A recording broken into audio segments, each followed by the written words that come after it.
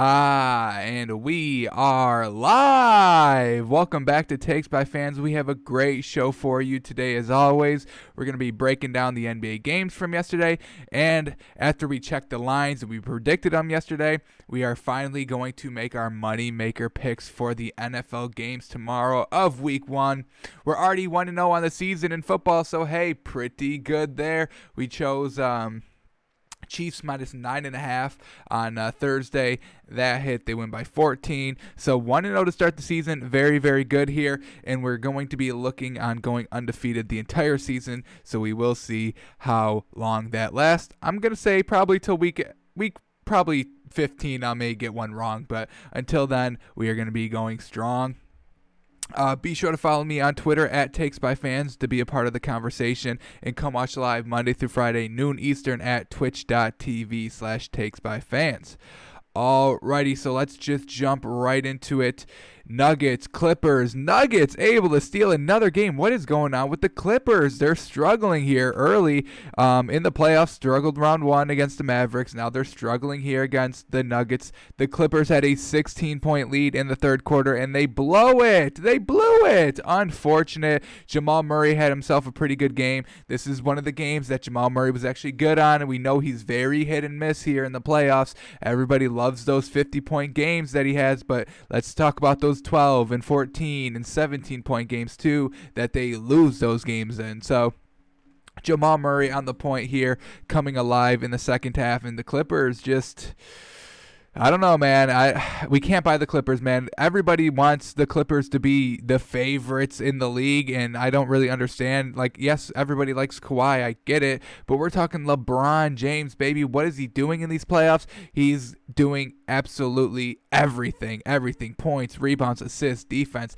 He is the heart and soul of the Lakers, and they're kind of not struggling against any teams. Yes, they lose game ones, but that's just because they have to figure out how to play. You can watch all the film you want, but until you see it on the court, that's when LeBron starts to, all right, we do this. That's how it's going to work. And they've been winning every game except the game 1. So they're going to be looking to close it out here tonight against the Rockets. I think they do, but we will get into that a little later when we do our moneymaker pick for that. But yeah, just the Clippers blowing the lead, unfortunate. And then we had Game 7 for the Celtics and Raptors, and kind of what we predicted. I mean, we've always liked the Celtics in this series. The Raptors, these wins, these 2 out of 3 wins, were kind of luck. I mean, game number 3, the 0.5 second buzzer beater that they shouldn't have even won that game, that swung all momentum. I'll give them game 4. They were the better team in game 4. But then in game 6, Raptors, they win in double overtime, and Kemba Walker only scores 5 points. The Celtics team was all better, like all around better than this Raptors. The Raptors caught a little bit of magic, held on to it as long as they could, but the Celtics, I mean, they get it done. Raptors, once again, not putting up a ton of points, not reliable on Pascal Siakam. Truly unfortunate by him. He hasn't had a great series against the Raptors here. Fred VanVleet and Kyle Lowry having some decent performances, but Pascal Siakam just could never seem to get it going. Couldn't get it going here tonight. Jason Tatum, Jaylen Brown, Marcus Smart all taking care of business late in the fourth quarter, and that's what we love about the Celtics team. The stars step up when they need to, and they're going to the Eastern Conference Finals against the Heat, and this is going to be an insane game. The Heat hasn't faced a talent as the Celtics yet in this playoffs. They faced the 76ers, who with Joel Embiid a lot down low, so not outside of the perimeter shooting. Then they faced the Bucks. We all know that they really don't have any outside scorers, but they had to once again deal with hard Giannis down low, kind of like Embiid, just driving to the basket, getting to the rim. But the Celtics team is different. They shoot from the perimeter just like the Heat do. But I do think I like the Heat a little bit better. They've seemed a little bit more consistent. But I mean, these are two different teams, or two of the same teams that really haven't faced a caliber of themselves just quite yet. The Raptors are the closest thing to this Heat team. Good outside scoring, not so much powerhouse down low. We all know what Bam Adebayo can do. He's obviously very good down low, but he's not like a Giannis. He's not a Joel Embiid. So it's going to be interesting here. We will call this game tomorrow when we do our NBA segment, but I think I am going to be rocking with the Heat probably in 6, but that is just the initial first impressions. Celtics and them do match up very good, but in the Celtics series, which concerned me just a little bit, was just that not all of their stars were doing. I mean, they only put up 92 points in game number 7. I can get it, but it's going to be close. This Celtics Heat series is going to be very, very close, and it's going to be tough to call, but I think I like the Heat. They're a little bit deeper, and they're a little bit more consistent, I think. So, all right, let's get into the highlights here. We are going to start with Denver and the Clippers. Clippers had this game in hand from the jump, but then they started to lose it a little bit in the third quarter. As I said, they had a 16-point lead in the third. How do you blow that? Well, we'll get into it when we get there, but here we go. Kawhi Leonard, nice little move inside. He had 36 for the game. The man knows how to play. He's always consistent. He is their Jokic, if you will, the constant scorer. So he got a little help from Paul George, but not a lot of help from anybody else. Look at that nice transition. Kawhi's able to finish at the rim. 2-point lead here. Kawhi stays on his feet, gets to the rim. Well done. Here they go, up 3. Paul George says, hey, I can score too. He had about 26, I believe. Decent performance by him. Paul George again cashing out for 3, and this is where the lead is starting to get big here. 10-point lead, Kawhi. Oh my God, and this is so impressive. Just look at how quickly he's able to just decide to dunk, right? Literally at that last second decides, hey, I'm going to just fucking elevate vertically and dunk the ball. No running start. Perfect. And then this is where, so here it is. This is where the Denver Nuggets start to come back. Clippers were up by 12 going into the half. But then we get Jokic with the rebound in the full court pass to Paul Millsap. He's able to finish. They cut the lead down to 7, or down to 6 now. Look at that dunk. Great. And this is where they start to come back a little bit. Kawhi, good 3 there, but it's not going to matter. 11-point game. Paul Millsap, corner 3, cash. Who else is going to start scoring for this Nuggets team? 7-point lead, Jamal Murray. He catches fire in the fourth. That's when he comes alive. That's when you know if the Denver's going to win or not, if he's scoring in the fourth quarter, and he is. Big 3 there. Then we see Michael Porter Jr. with the nice lob. Jamal Murray again off glass. Count it to 3. Lead is down to 2. And Jokic, the turning point of the game. They finally have the lead. You cannot leave Jokic open. This was his first 3 of the game. And it's the clutchest 3. Gotta guard him on the perimeter, man. So this is where all momentum shifted just on that 1-3 with 7 minutes left. The Nuggets do not look back. Here it is, Jamal Murray, sidestep 3, cash. The man, if he's gonna score points, it's gonna be in the fourth quarter. He's gonna do it again. The nice little high pick and roll with Jokic and him. It's hard to defend, and when it's clicking, it's deadly because both of them can hit 3s. Both of them can drive to the rim. So you have to guard literally everything. Paul George trying to bring his team back, cuts the lead down to 2, but it's Michael Porter Jr. with the dagger. He made a big scene after game number 4, and the man kind of stepped up. Not a lot of points, but when he scored, when he was assisting, that's what matters. Perfect down the stretch here. A minute left. Cashes out for 3. Extends the lead up to 5, but that we're not done with Michael Porter Jr. yet. Look at the solid defense on Zubac. That really kind of iced the game. They got the ball back, but look at that defense by Michael Porter Jr. Absolutely magnificent. Big 3, big block, absolutely magnificent. Stepping up when you need to. We can definitely appreciate it. Nuggets win it 111-105, and they force game 5, so we'll see, or game 6? 3-2 now? 3-2 now, yeah. So game number 6, we'll see how that one. It is 3, yeah, it's 3-2. Okay, we'll see how that one decides. Man, I don't know about the Clippers. All right. let's start with the Nuggets first. Jokic, 22 points, a little light from what we've been seeing from him, but still good contribution. 22 points, 2 of 6 from 3. We saw that momentum shifting 3 by him in the fourth quarter. Huge shot by him. 14 rebounds. He's big down low. We all know he's going to grab the boards. Jamal Murray, 26 points, very solid game. This is what the Nuggets need. They need Jamal Murray and Jokic both to put up 20-plus points. Most likely 25-plus points, but they got a good contribution from Monte Morris off the bench. So Jamal Murray, 26 points, 8 rebounds, 7 assists. Great job there. Paul Millsap and Jeremy Grant both stepping up as well. So another huge reason why Jokic and Jamal Murray didn't have to score 25-plus points, because these two were also on point. We haven't seen that really throughout this series. Jeremy Grant and Paul Millsap coming up short mostly every single game, but here they go. Good, solid contributions. And as I said, Michael Porter Jr. didn't do great in like any category. 7 points, 5 rebounds in 22 minutes, but it's when he did it and he really came alive in the fourth quarter in the clutch, so we can give this man a ton of credit as well. Alrighty, now the Clippers, Kawhi Leonard, 36, 9, and 4. What else? I mean, that's exactly what you think you're going to get from him on a nightly basis, and he shot 50% from the field.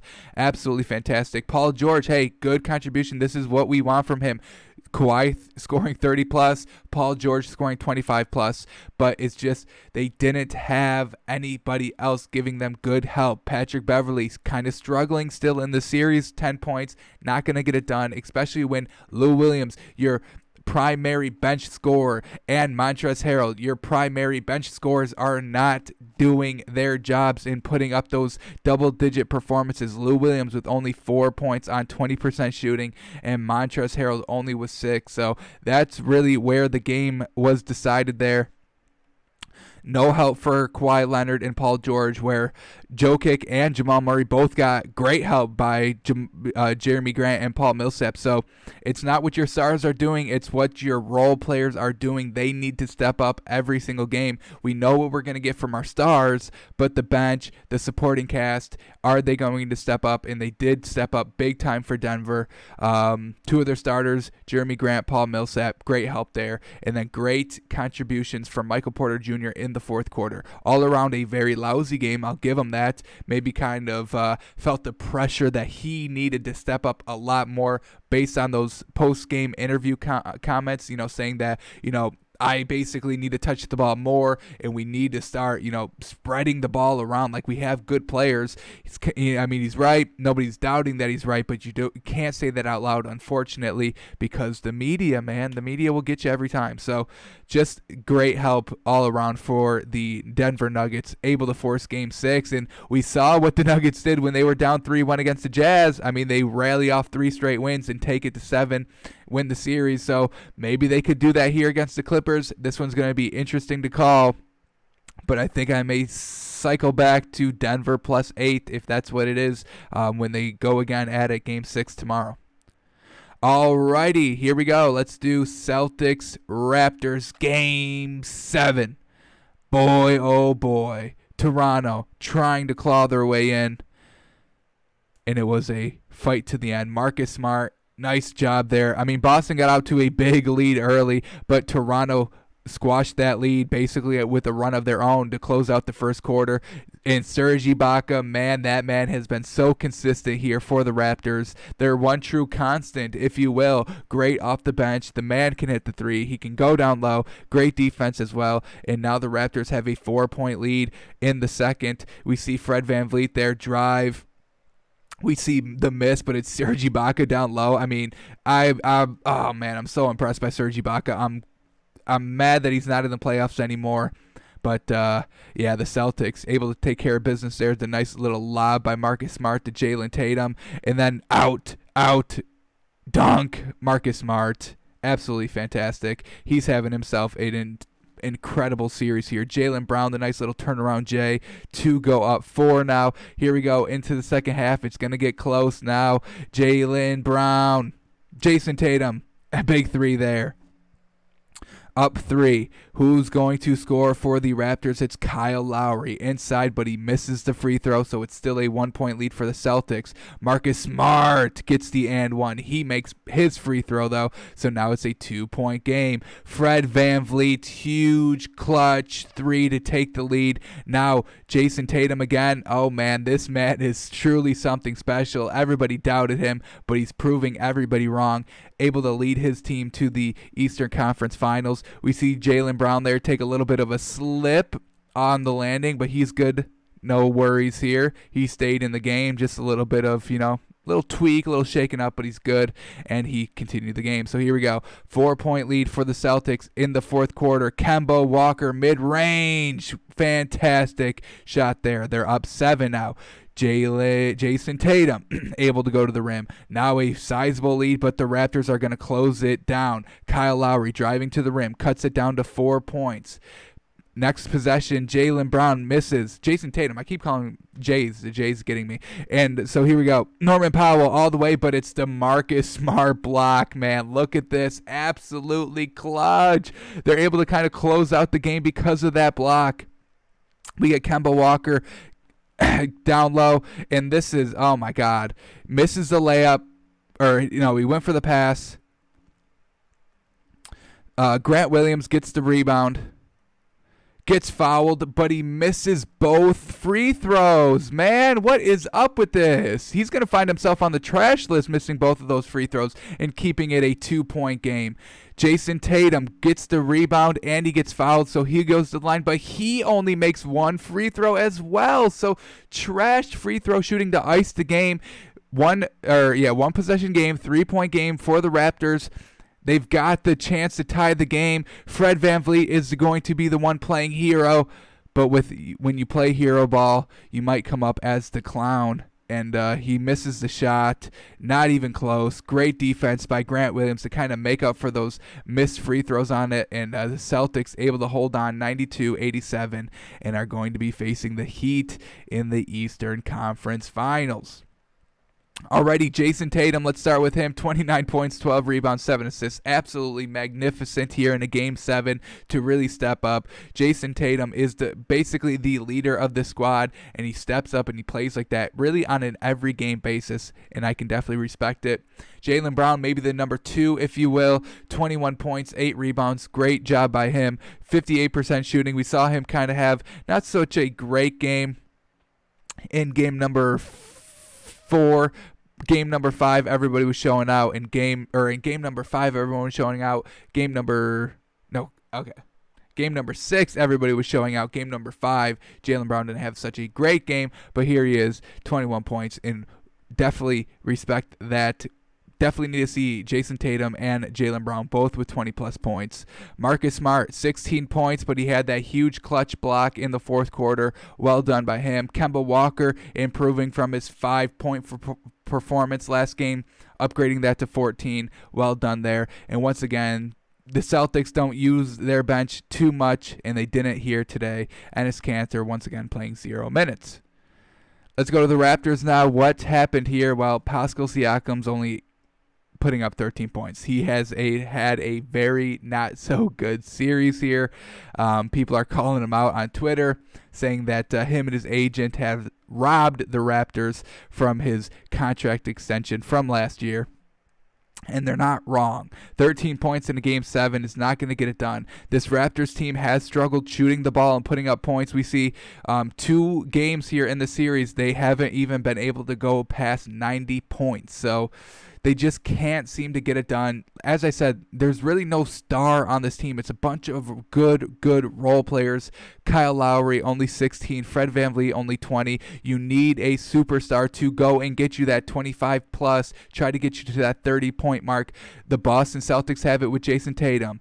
The Clippers have it with Kawhi Leonard. LeBron, Anthony Davis, the Lakers have them. So the Jimmy Butler, Goran Dragic have it for the Heat. Toronto just doesn't have that, and it is unfortunate.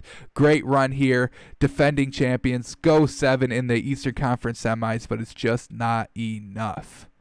All right, so let's stick with basketball, and we will do our moneymaker here. We have one game on tonight. Rockets-Lakers, Game 5. The spread has hovered around 5.5 basically the entire series, and I expect it to still be that today. It might go up to 6, maybe 6.5, but still, if it's still -5, -5.5 for the Lakers, we are going to take it because I think they close out today. Let's look at what the Rockets have been doing. Game 1, they win it. Game 2, they make 22 threes. They lose the game. Game number 3, they score only 12 threes, but they still put up over 100 points, and they still lose the game. Game number 4, James Harden gets to the line 20 times, and they still lose. So they lose when they score a lot of threes. They lose when they work on their mid-range game, and they lose when they are able to get to the line. So they just can't do anything against this Lakers team, and it's LeBron in a closeout. Denver extended that series yesterday, so LeBron has even more urgency here to close out the game so they can have more time to prepare for the hardest competition they are having to face here in the playoffs in the Clippers that will most likely close it out tomorrow. But that extra day for LeBron to prep, if this series is getting extended, they might lose out to that Clippers of being the first team to clinch. You want that extra time because it is going to affect game 1. The extra rest, the extra time to prepare, because when you're playing in a playoff game, you can't look ahead. You can't start preparing for a game you may not even be playing. So Lakers have a ton of urgency here to close out tonight. I think they do. 8 o'clock tip. Lakers, they win. I think they cover the spread of 5. So let's see what that actually is. I think it's still going to be 5.5. Let's see what we got. Went up to 6, 5.5, 6. That's fine. Lakers -6. They've been doing very good this series against the spread. So comfortable, confident there. And Lakers close it out and have that extra time to game plan for the Clippers. Alrighty, let's go shift gears into our money makers for the NFL. Yesterday, we predicted the lines and then compared them to what they actually were. Did a little bit more research throughout the day and to get prepared for our money maker and what we are going to be taking. So we are going to have 2 parlays going on tomorrow because I do think there are a couple of locks, and there are a couple of games that I do really like, but there is that itsy-bitsy teeny-weeny chance of something happening, and I will explain it. So, here we go. We are going to start with our locks. So let's start with that. The first lock, I think it's very, very good. Eagles -5.5. This Washington team is going to be very, very sorry. They have no weapons on offense, and their best defensive player is Chase Young, a rookie defensive end. Yes, defensive ends have really started to kind of take over the league a little bit. We see Cameron Jordan.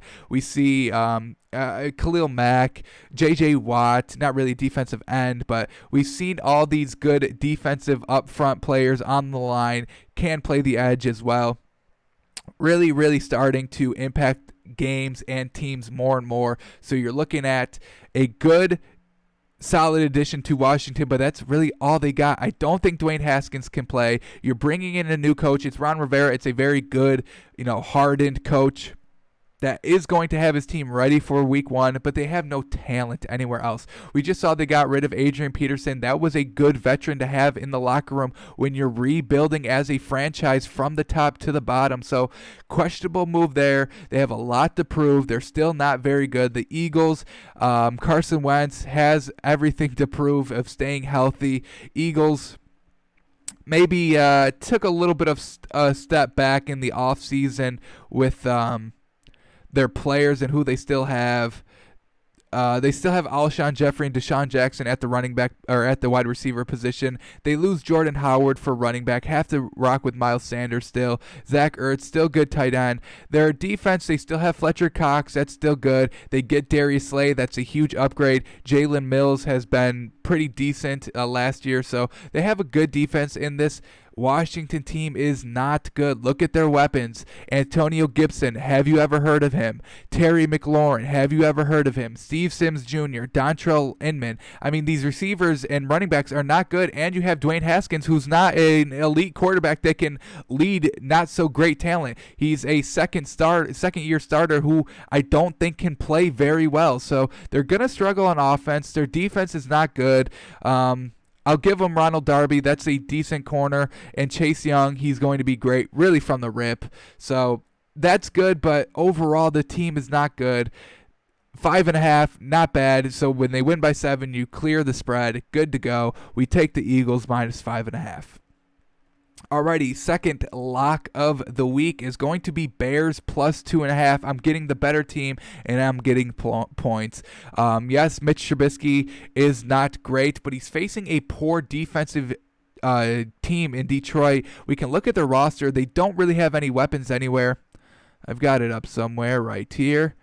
No real good weapons. Kenny Galladay, Marvin Jones Jr., Kerryon Johnson. What did he do last year? He didn't rush for 1,000 yards last year, did he? Yeah, he didn't. So this is not a great Detroit team. You may be saying, "Oh, well, Matt Stafford was injured for about 8 games during last season." Yeah, but the 8 that he did play in, he went 3-5-1. It's just not good. So even when they have Matthew Stafford, who is a good quarterback, he's not going to be able to lead this team. Their defense isn't that great. Jamie Collins, Trey Flowers, good linebackers. I'll give them Desmond Trufant, good corner. But just overall, Matt Patricia's not going to have this team ready to play. He's not a good head coach. They don't have anything to really do on offense. I do like the Bears' offense a lot more. I mean, look at their weapons. Allen Robinson, Anthony Miller, Ted Ginn Jr., Jimmy Graham. Those are good weapons for Mitch Trubisky, especially, as I said, Jimmy Graham. He's a great safety blanket, just a dink and dunk for Mitch Trubisky. And Matt Nagy can scheme some ways to wins here for Mitch Trubisky. He's been doing it last season and the season before that. Their defense is very good. Khalil Mack, he's still very good. A lot of people are not talking about him, but, he's still a very, very good linebacker, maybe one of the best in the league. Danny Trevathan, Robert Quinn, Kyle Fuller. So this team is very good defensively. They have the weapons on offense. The one question mark is obviously Mitch Trubisky, but I'm going to take them and the points. I think they get it done. I think they win outright, and Bears able to get that win. Do not like the Lions team at all. And our final lock is going to be Chargers minus 2.5 against the Bengals in Cincinnati. New rookie quarterback, new head coach, not going to trust it just yet. I think Joe Burrow is going to be very good. They have good weapons. Joe Mixon at the running back position, and they have, let me get him back here. What's his name? And they have A.J. Green back. He's going to take a little bit to get back into, game rhythm. Didn't play a lot last year. So new head coach, new quarterback, rookie quarterback. Going to take a little bit of time to adjust here and get everything rolling. Still a decent defense. You have Geno Atkins and Carlos Dunlap. Classic Bengals defense there.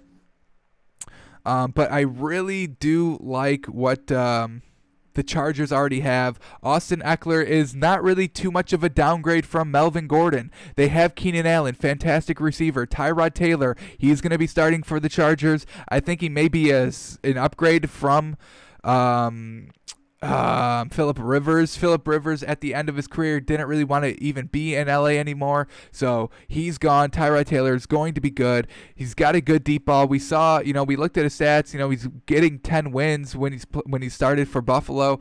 Good deep ball, decent dual threat, and their defense is still good. You got Joey Bosa coming off the edge, Melvin Ingram, Chris Harris Jr. I'm not big on, but he is still decent, and Casey Hayward Jr. So Anthony Lynn is going to have his team ready to rock. They're in a win now mode, so expect them to kind of come out and attack. Minus 2.5, we can live with it. So this is going to be our lock parlay. Eagles minus 5, Bears plus 2.5, and Chargers minus 2.5. I think Out of all these games, these are the best ones. These are locks. These will definitely hit. So bet this and bet it very, very big, y'all. All right, now we are going to go to our next parlay that I do really like all these picks. I think they're very solid, but there is a slim chance that something could happen that could sway it. So let's get into that. Our first one is going to be Cardinals plus 6.5. They upgraded on offense. Kyler Murray second year. Cliff Kingsbury second year as a head coach. They can scheme their way offensively. DeAndre Hopkins, Larry Fitzgerald. Where are they? Kyler Murray, as I said, he's been very good. Everybody's expecting him to kind of take that next step in year number 2. And Kenyon Drake for running back. So they are stacked offensively with weapons. Their defense, they still have Patrick Peterson, one of the best corners in the game still. Jordan Hicks at linebacker. Chandler Jones, Jordan Phillips. So linebacking core is good. Cornerback is good with Drake Kirkpatrick and Patrick Peterson. The one thing that San Francisco lost was their good wide receiver in Emmanuel Sanders. They also lose Matt Breida at running back, so kind of went down a little bit in the offense production. Still a good defense. Weak. When we look back at what the Cardinals did last season when they faced the 49ers, they lose by 3, and then they lose by 10. The 10 one is a little not so good, but losing against 3 and then losing against 10. So, you average those out, and it's about 7. And I do think Arizona upgraded offensively.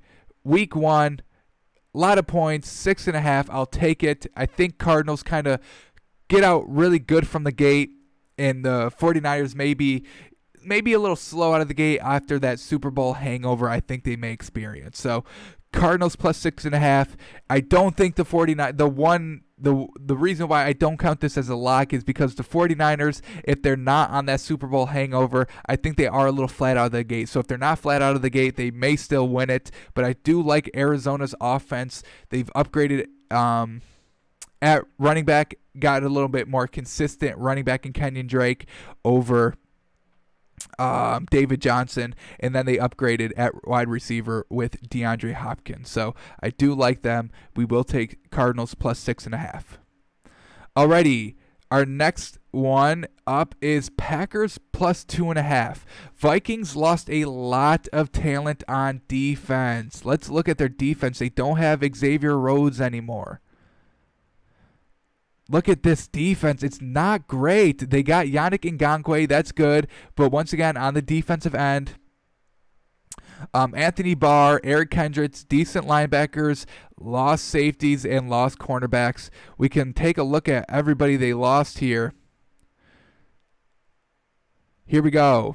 Mackenzie Alexander, Xavier Rhodes, Trey Waynes, Andrew Sendejo, J-Ron Curse. I mean, their defense is not going to be good. They lose Stephon Diggs, so that's going to be a weapon lost for Kirk Cousins.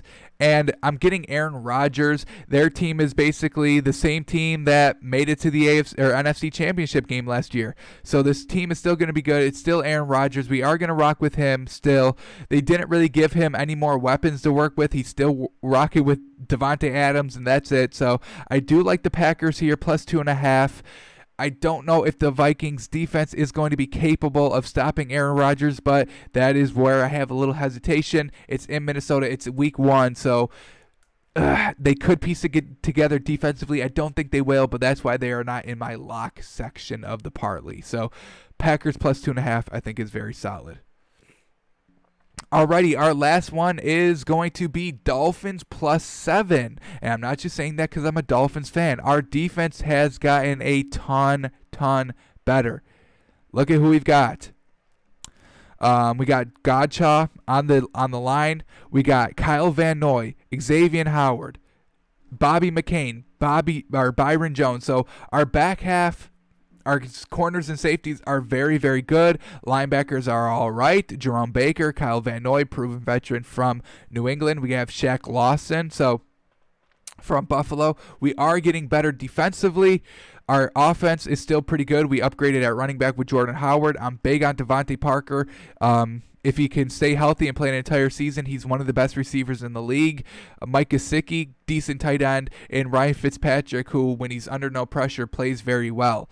The bad thing, we are facing New England still, but +7. I think our defense is going to surprise a lot of people here.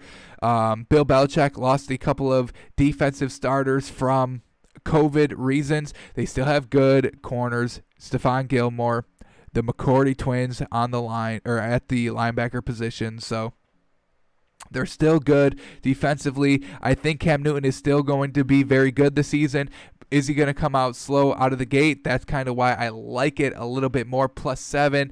Our defense is good. Could pressure Cam Newton into, Cam Newton doesn't want to lose the starting job week 1, right? He's not going to obviously lose it, but he would lose the starting quarterback in the minds of the fans, in the media. So Cam Newton, he's not going to try to overdo it this game. He is going to try and just be solid, easy throws, probably doesn't air it out, doesn't want to, as I say, lose the starting job in the minds of the fans, in the media. So I don't expect him to kind of, sling it all over the place. He does still have a history with a lot of interceptions, so he does want to tune that down. He knows it. So don't expect him to try and push the envelope too much in this game, whereas our defense, they're going to be free to go.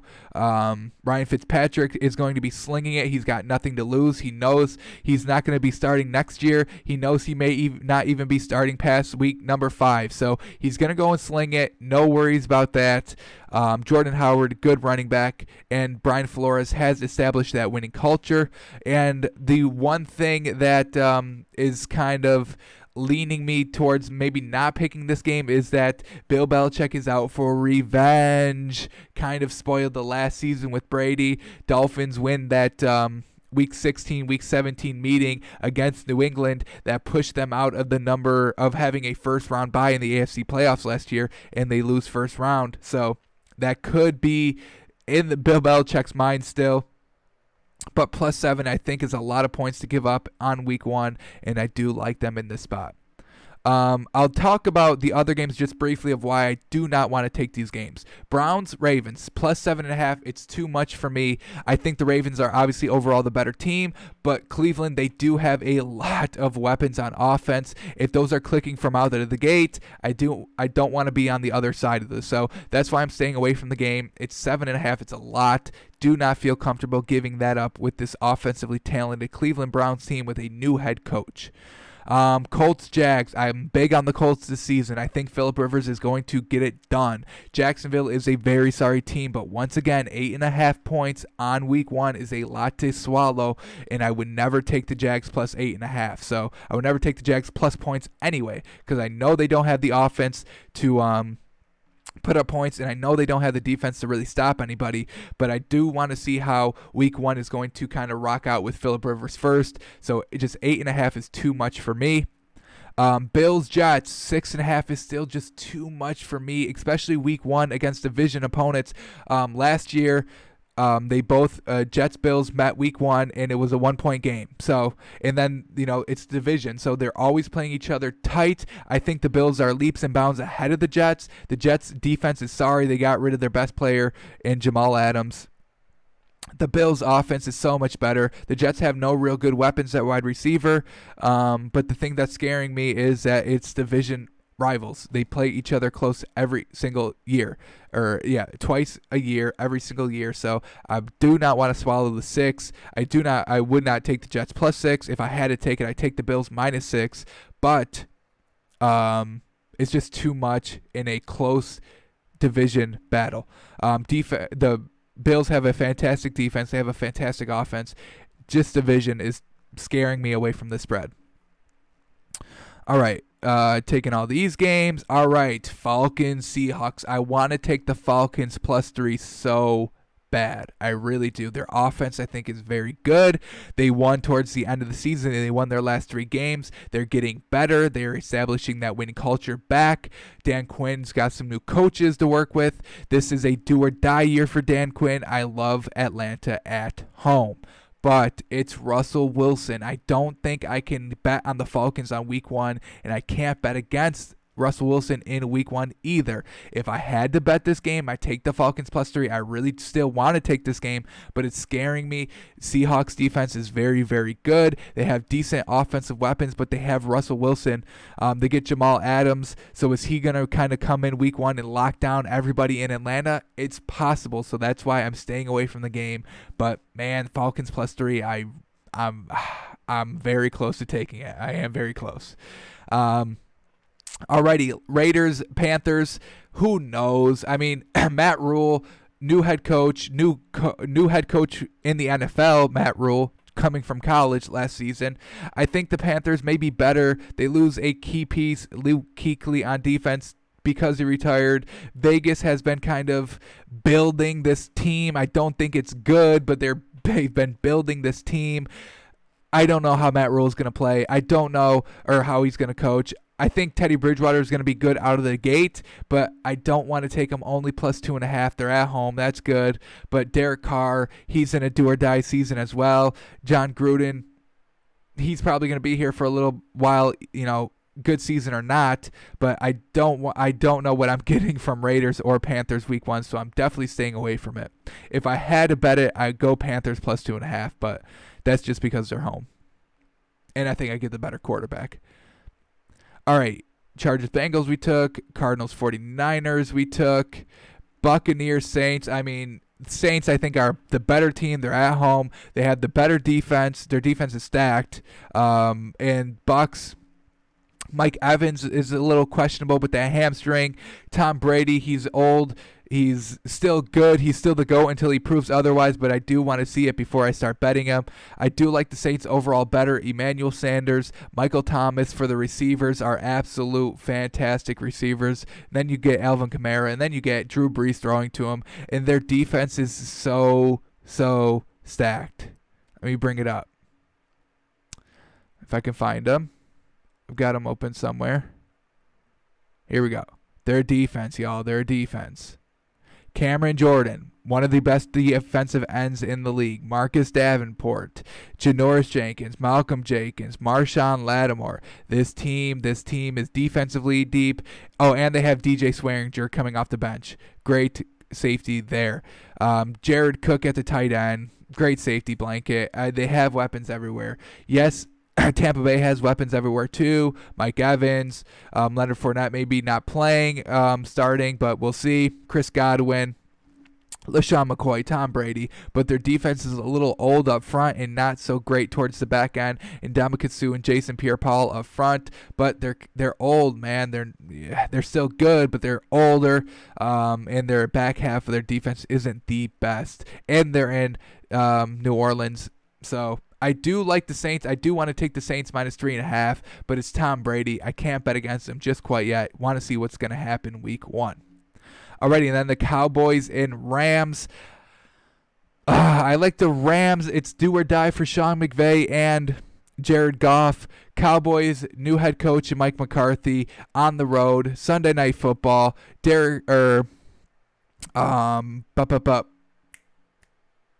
I can't remember the quarterback's name for the Cowboys. Dak Prescott has a lot to prove this season. He might try to overdo it a little bit. Want to see how they work out a little bit. So got to get to see the Cowboys just a little bit more. I do think I like the Rams here if I had to bet this game, but I want to see how Dak Prescott plays, and I want to see how Jared Goff plays.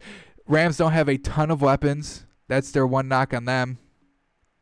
Not a lot of weapons for the Rams. Cooper Kupp is good. They're kind of getting closer to an extension. Malcolm Brown's not the best running back. Robert Woods is a decent number 2, I guess. They still have Aaron Donald and Jalen Ramsey, though, so that's great for them. But just overall, no explosive weapons on offense. Whereas the Cowboys, they have Amari Cooper and CeeDee Lamb and Ezekiel Elliott. Their offense is better. And their defense, they get Xavier Woods. They still have Aldon Smith and Anthony Brown. Jalen Smith, Dontari Poe up front. Good addition there. Trayvon Diggs. So, defense is good. This is still a good Dallas team, but I do want to see how they start to develop here in week number 1. Not a lot to go on because of no preseason and all that, so kind of going in blind here week 1. But so our locks would be a 3-team parlay with Eagles minus 5.5, Bears plus 2.5, and Chargers minus 2.5. And then our we think is going to happen parlay is Cardinals plus 6.5, Packers plus 2.5, and Dolphins plus 7. Alrighty, that is going to do it for today. Gonna be back tomorrow, probably go live, just a last second refresher before the game start at 1 o'clock, so can't wait for that. We'll review the NBA game from last night as well, and be sure to follow me on Twitter at TakesByFans to be a part of the conversation. Come watch live Monday through Friday, noon Eastern at twitch.tv/TakesByFans, and we will see you tomorrow.